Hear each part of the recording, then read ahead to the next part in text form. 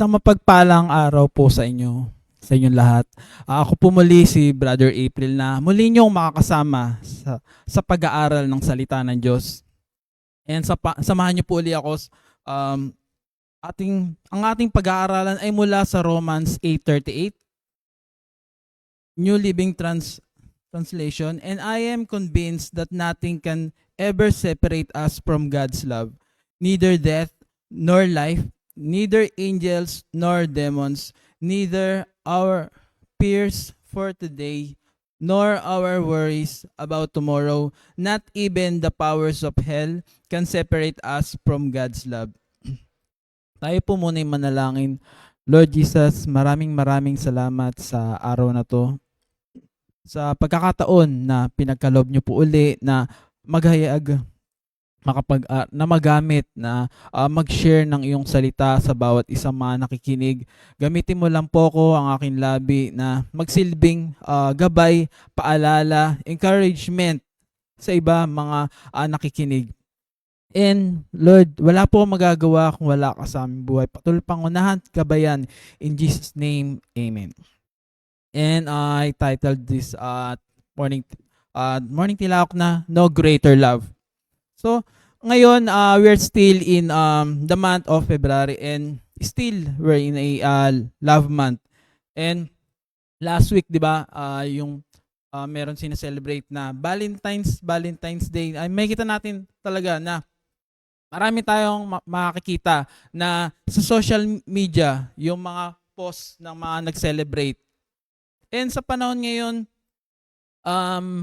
di naman natin masasabi na 100% talaga na nag-celebrate, or baka naman yung iba dyan is nag-celebrate lang for the sake na para may ma-post or para makasabay lang sa kung ano yung trending. And napaka-timely ng message na to kasi marami tayong makikita sa post sa social media or kahit saan naman.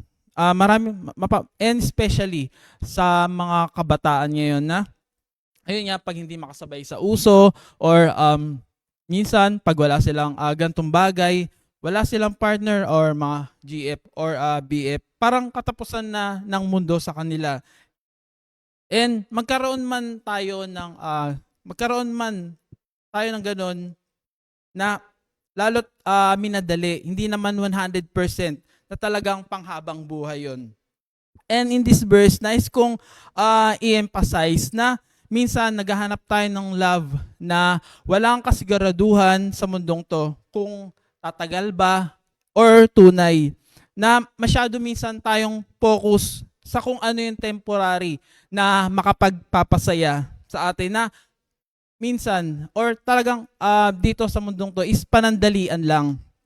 Minsan nakakalimutan natin na sa mga nakikita natin, dahil sa dami natin nakikita dito sa mundong to, nakakalimutan natin na merong isang love na mas nakakahigit pa sa dito sa nararanasan natin dito sa mundong to. And yung love na to is hindi kayang pantayan ng anumang achievement, material things. Love na kung saan itong love na to is kaya tayong iligtas mula sa kapahamakan. Love na tatanggapin tayo, whatever na ating kapintasan. Love na hindi rin basta makukuha mo kung saan. And higit sa lahat, love na walang sino mang makapaghiwalay sa atin.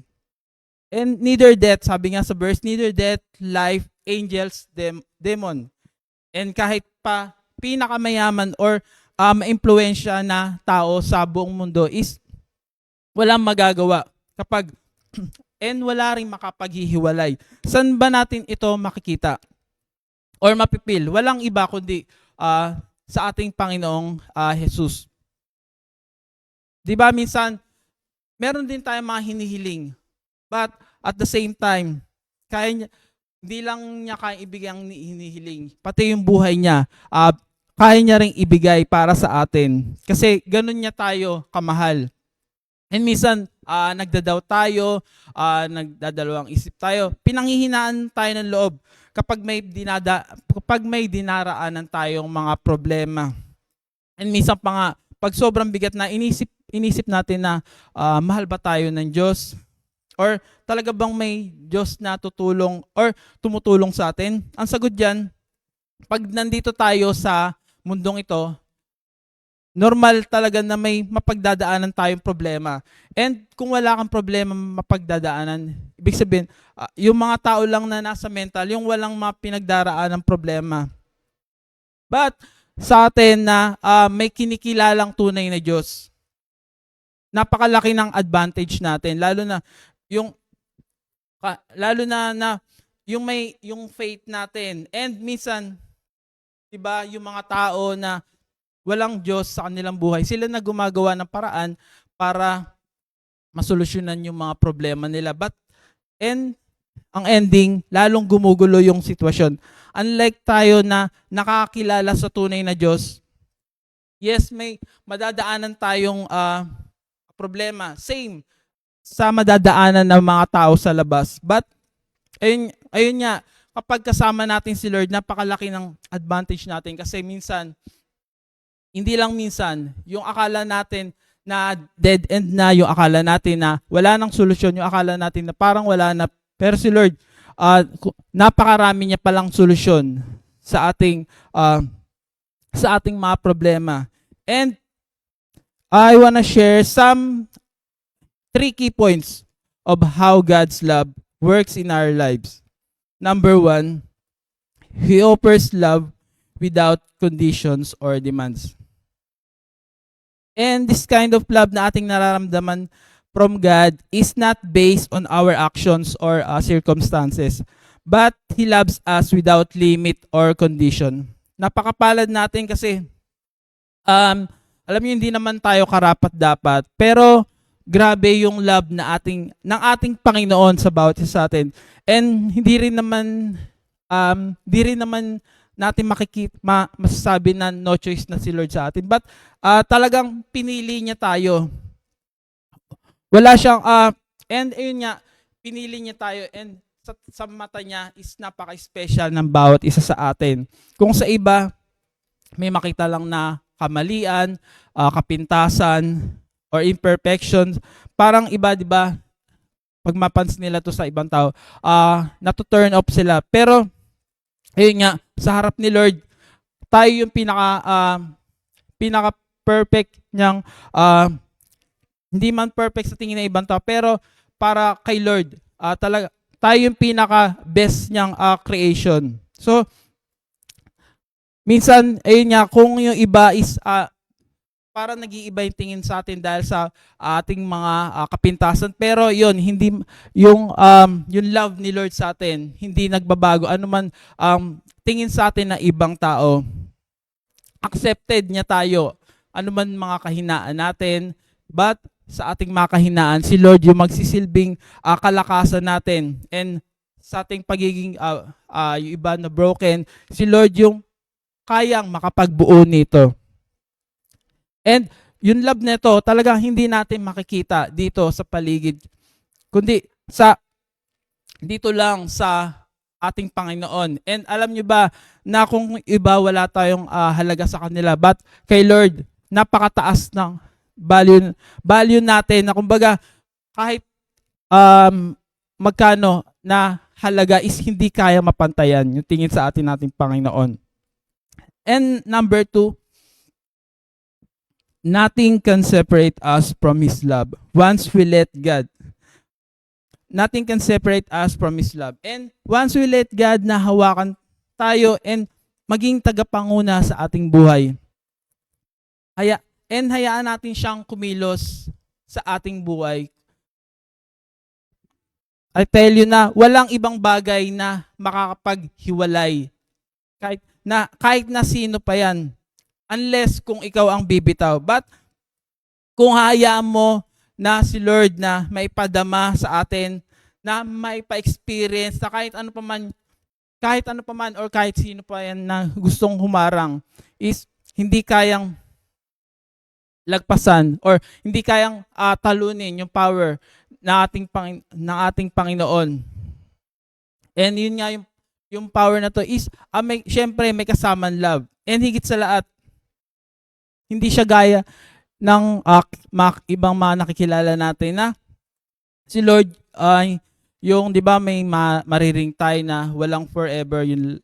Pero yung love ni Lord sa atin is talagang pang forever, and ayun nga, walang katapusan yung love sa atin ng Panginoon.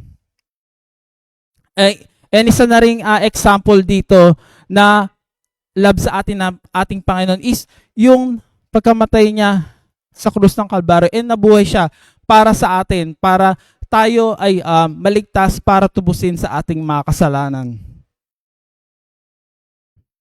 And number 3, we are secure in Christ's love. Diba, when it says secure, ibig sabihin, diba, safe tayo, wala na tayong hahanapin pa kasi si Lord na yan. Si Lord na yan, nasa kanya na lahat. And 'di ba, yung mga mayayaman, yung mga mapepera, 'di ba? Madalas para maging safe sila, nag-hire sila ng napakadaming mga guard, nagano pa sila yung sakyan nila, minsan bulletproof pa para safety nila. Pero sa atin, hindi na natin kailangan gawin 'yan kasi ayun nga, basta nasa atin na ating Panginoon, kaya niya tayong protektahan and safe tayo sa Kanya. And sa bawat isa sa atin, wag rin mawawala. Syempre, wag rin mawawala yung pananalangin. Saan man tayo mapunta, anumang ating gawin. Syempre, dapat hindi ito mawawala. Hindi lang to yung tipo na makapagpasalamat tayo sa kabutihan niya. Syempre, makakahingi rin tayo ng guidance mula sa Kanya. And lastly, sa pagbabasa natin ng Kanyang salita, lalo nating mapipil and mababasa natin or makikita natin talaga sa ating pag-aaral ng Kanyang salita. Mababasa natin yung kung ano talaga yung mga promise niya, yung love niya. And ayun nga, sa ating patuloy na pag-aaral ng salita, talagang mas makikilala mo hindi lang ating Panginoon, kundi kung paano niya tayo minahal. So, sa aking pagtatapos, nice kong ipaalala na wala nang iba pang higit pang love sa ating na mararamdaman natin sa ating Panginoon. And ayun nga, sabi nga dito, no greater love na wala nang kayang, yung mundo to ay hindi kayang ibigay. And it's because nothing this world offers can match God's love for us. Wag na nating hanapin pa dito sa mundo to yung kakasiyahan na akala natin na parang makapag-fulfill ng ating kasiyahan, kundi makikita lang natin ito sa ating Panginoon. Tayo po ay manalangin. Bago po ang lahat, ang ating prayer focus is pray that God fills our hearts with the assurance that nothing can separate us. And ating prayer points, prayer for neighbors, pray that God helps us to do good to our neighbors in every opportunity. Tayo po ay manalangin. Lord Jesus, maraming salamat sa araw na to, sa iyong kabutihan. Maraming salamat sa paalala niyo po sa bawat isa sa amin na minsan sa amin nakakalimot po kami na minsan hinahanap namin yung love dito sa mundong to, na minsan hinahanap namin sa kahit sinong tao, pero nakakalimutan namin na andyan ka na kayang na hindi kayang tumbasan ng mundong to ang yung pagmamahal sa bawat isa sa amin. Lord, maraming salamat sa paalala, maraming salamat sa patuloy na hindi pag-iwan sa amin, na bagamat marami po kaming mga pagkukulang, marami man po kaming makahinan, still, yung love mo is hindi nagbabago. Lord, maraming salamat. In Jesus' name, Amen. And maraming salamat po sa inyong pakikinig. Muli sa mapagpalap umaga po sa inyong lahat.